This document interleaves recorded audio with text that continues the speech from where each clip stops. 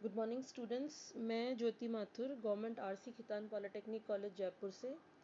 आज सब्जेक्ट है हमारा डेटाबेस मैनेजमेंट सिस्टम CS 207। उसकी यूनिट नंबर 4 से फुल फंक्शनल डिपेंडेंसी डिस्कस करेंगे। इससे पहले वाले वीडियो लेक्चर्स में हमने फंक्शनल डिपेंडेंसी क्या होती है और trivial and non trivial functional dependency क्या होती है ये डिस्कस कर लिया है। तो हम आज देखेंगे फुल फंक्शनल और पार्शियल फंक्शनल डिपेंडेंसीज क्या होती है। तो सबसे पहले एक बार डेफिनेशन को रीड आउट करेंगे हम। अ functional dependency A determines B in a relation R is said to be fully functionally dependent if removal of any attribute from A results in the dependency not existing anymore। देखिए, एक बार तो मैं आपको ये बताऊं पहले तो कि ये जो फंक्शनल डिपेंडेंसी आपने लिखी है A डिटरमाइंस B, इसमें जो लेफ्ट हैंड साइड में A है ये एक सिंगल एट्रीब्यूट भी हो सकता है और combination of more than one attribute भी हो सकता है। ऐसे ही जो राइट साइड में आपने B लिखा है फंक्शनल डिपेंडेंसी के, ये भी एक सिंगल एट्रीब्यूट भी हो सकता है और मोर देन वन एट्रीब्यूट भी हो सकता है। ये एक सिंगल एट्रीब्यूट नहीं है, ये रिप्रेजेंटेशन है एट्रीब्यूट्स का। तो मोर देन वन एट्रीब्यूट भी दोनों तरफ हो सकते हैं। अब डेफिनेशन देखिए, हम ये कह रहे हैं कि ये functional dependency A determines B fully functionally dependent होगी अगर आप कोई एट्रीब्यूट लेफ्ट साइड से रिमूव कर लेते हैं। तो उसके बाद भी अगर डिपेंडेंसी एग्जिस्ट करती है तो वो फुल फंक्शनल डिपेंडेंसी नहीं होगी। एग्जाम्पल से समझने की कोशिश करें एक बार। इससे पहले देखिए, हमने एक फंक्शनल डिपेंडेंसी कंसीडर की है AD डिटरमाइन C। तो जैसा हमने डेफिनेशन में पढ़ा कि अगर आप लेफ्ट साइड से कोई भी एट्रीब्यूट रिमूव कर देते हैं और फिर भी आप राइट साइड के जो का एट्रीब्यूट है उसे अगर डिटरमाइन कर पाते हैं तो वो डिपेंडेंसी आपकी फुल फंक्शनल डिपेंडेंसी नहीं होती है।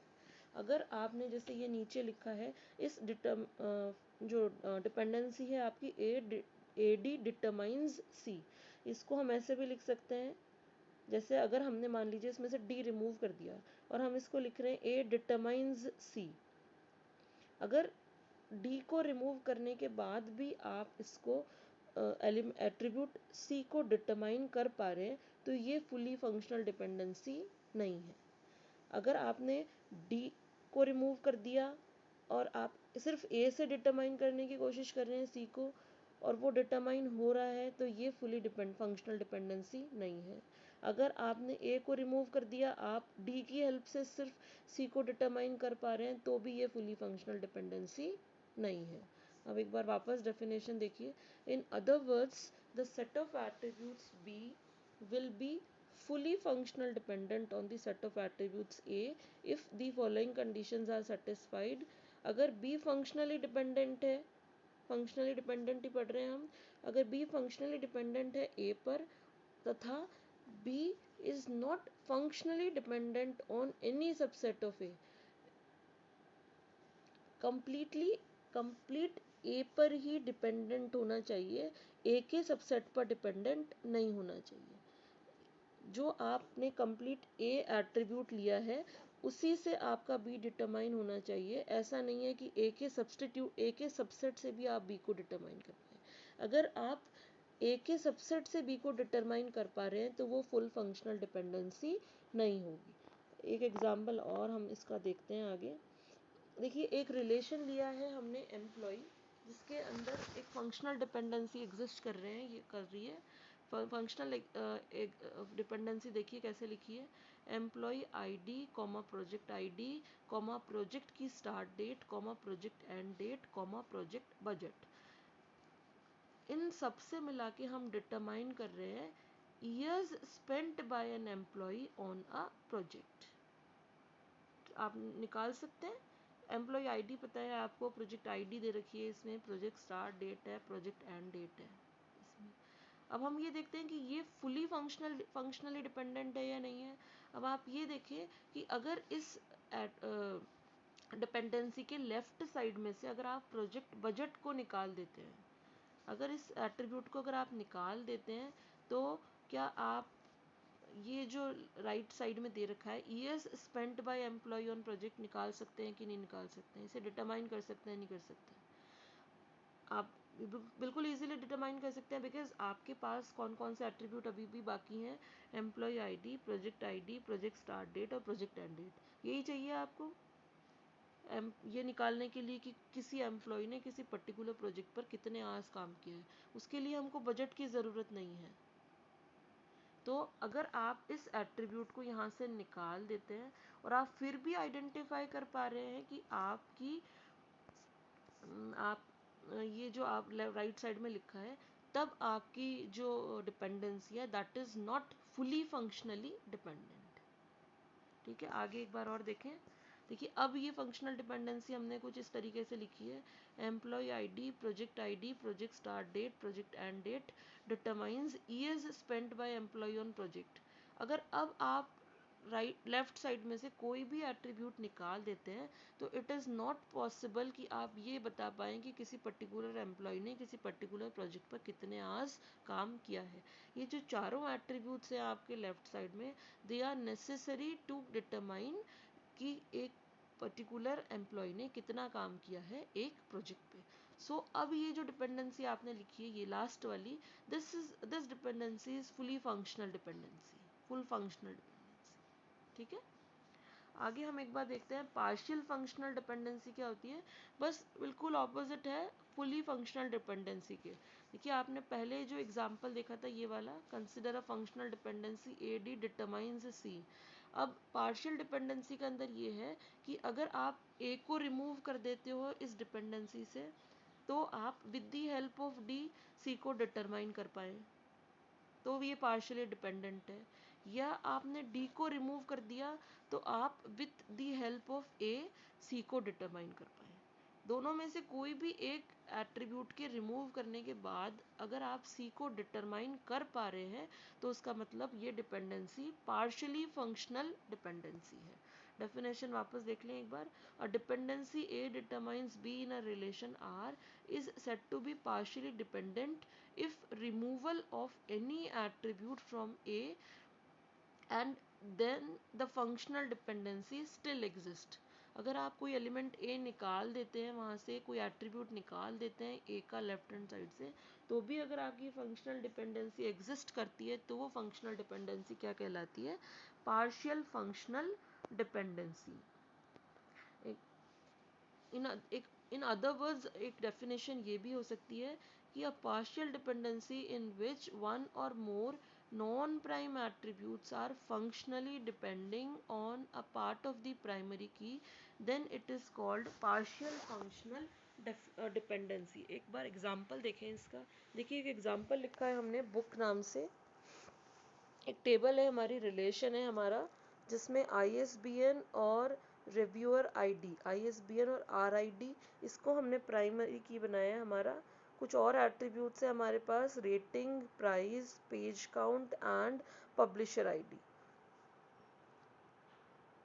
तो एक डिपेंडेंसी लिखी है हमने, functional dependency ISBN, RID determines rating. तो अब हम ये देख रहे हैं कि ये फुली फंक्शनल डिपेंडेंसी है कि नहीं है। देखिए अगर इस प्राइमरी की में से ISBN और RID हमारी प्राइमरी की है, जैसा कि हमने अंडरलाइन करके यहाँ दिखाया है इसे। ISBN और RID में से अगर आप RID को निकाल दें तो क्या ये पॉसिबल है कि आप रेटिंग को डिटरमाइन कर पाएँ? पॉसिबल ही नहीं है, क्योंकि रिव्यूअर का आईडी नहीं पता चलेगा। अगर हमने ISBN को रिमूव कर दिया इसमें से तो भी हम इस रेटिंग को डिटरमाइन नहीं कर सकते, क्योंकि एक पर्टिकुलर रिव्यूअर आईडी से कई बुक्स पर कई ISBN नंबर्स पर रेटिंग की गई होगी। तो अगर आप ISBN नंबर भी हटा लेते हैं तो आप पर्टिकुलर किसी बुक की रेटिंग नहीं निकाल सकते। अगर आप RID निकाल देंगे तो भी आप किसी पर्टिकुलर बुक पर किसी पर्टिकुलर रिव्यूअर ने क्या रेटिंग दी है वो नहीं निकाल सकते। तो ये दोनों एट्रीब्यूट्स बहुत ज़रूरी है रेटिंग के लिए, किसी रिव्यूअर की रेटिंग जानने के लिए बहुत ज़रूरी है ये। तो ये जो डिपेंडेंसी है ये तो हो गई हमारी फुली फंक्शनल डिपेंडेंसी। इस फुली फंक्शनल डिपेंडेंसी में प्राइम एट्रीब्यूट्स तो हैं हमारे ISBN और RID, और नॉन प्राइम एट्रीब्यूट्स हैं हमारे rating, price, page count and PID। Non prime attributes वो एट्रीब्यूट्स होते हैं जो किसी भी कैंडिडेट की का पार्ट नहीं होते हैं। कैंडिडेट की, सुपर की, प्राइमरी की, ये सब हम हमारे लेक्चर क्लासेस में डिस्कस कर चुके हैं। तो जो एट्रीब्यूट्स कैंडिडेट की का पार्ट नहीं, किसी भी कैंडिडेट की का पार्ट नहीं होते हैं, उन्हें हम नॉन प्राइम एट्रीब्यूट्स कहते हैं। तो नॉन प्राइम एट्रीब्यूट्स क्या क्या है हमारे? रेटिंग, प्राइस, पेज काउंट और PID। और प्राइम एट्रीब्यूट्स क्या हैं इसमें? ISBN और RID। तो डेफिनेशन एक बार और रीड करें। A partial dependency in which one or more non prime attributes are functionally depending on a part of the primary key, then it is called partial functional dependency। ये जो relation है आपका, जो dependency थी ISBN RID determines rating, इसमें ये non prime attribute है rating, और ये डिपेंडेंट है प्राइमरी की पे।